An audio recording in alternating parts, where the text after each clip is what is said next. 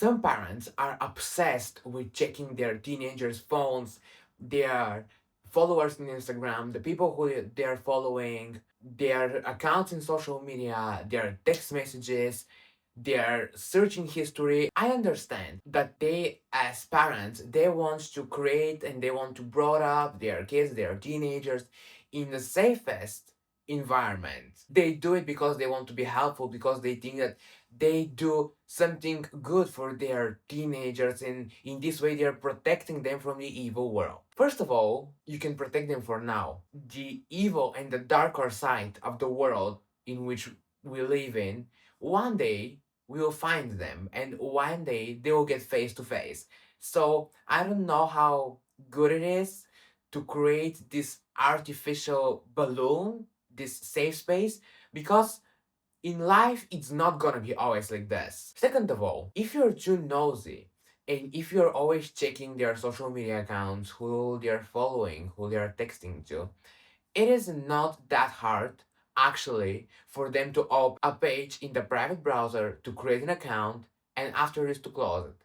I mean, to don't have the app and to do it through the private part of Safari. After this, the whole search history, everything is deleted. So, they're again able to have a secret social media account. This is what I mean when I say that checking and that much of a harsh control can give you the opposite effect. They will start hide who they are texting to, they will start to hide their interests, they will start to hide who they are following and who they are followed by. They will be hiding everything from you because, for instance, they know that you will judge them or you will punish them. I personally don't find it right to be so nosy and to check a phone of a 13 and above years old teenager. These are the years when the human being is developing, when the human being is turning into an adult. They start to have their own interests. They have to start to have friends, romantic relationships. I don't find it normal you to be controlling the life of your 16 years old boy. I know that sometimes the teenagers, they're not that mature, they don't have that much of a common sense, but I believe that it's better to develop this healthy sharing relationship rather than you to be always controlling and always supervising and always restricting from everything. If you have all of these restrictions, you won't be able to build this healthy relationship between you and your teenager, because how I said, they will start hide from you and they will just do whatever they want to do, but secretly and hidden from you without your knowledge. The fact that you don't know, it doesn't mean that they don't do it. I know that there are so many dangerous and harmful people out there, and they use especially social media to find their victims. You need to accept the fact that one day your little kid is going to turn into an adult, and you cannot always be there to protect them.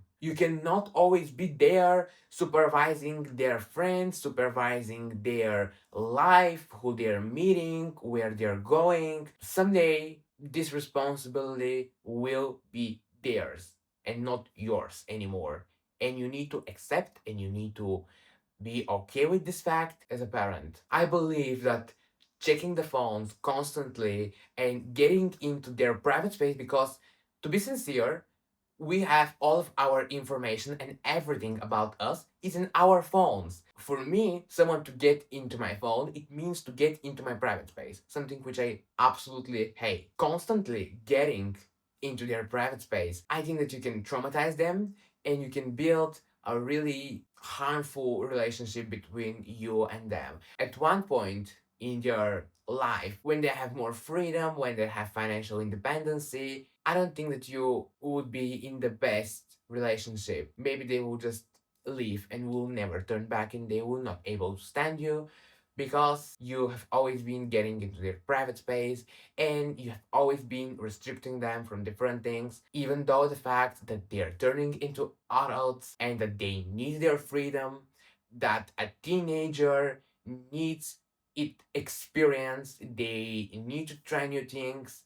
Sometimes it's going to be a failure, but in this way, they're building experience and they're having their own wisdom because they're trying, they're failing, after this they're trying again, they're in process of searching for themselves to find their true personality, to find what they want to do with their lives, to achieve their dreams and their goals. And I think that all of the parents should give this freedom to their teenagers. A parent, for me, it means to be there when your kid is passing through some failure, disappointment in their life because they have tried something and they have failed, they have understood that this is not for them, or they have lost something, some type of failure.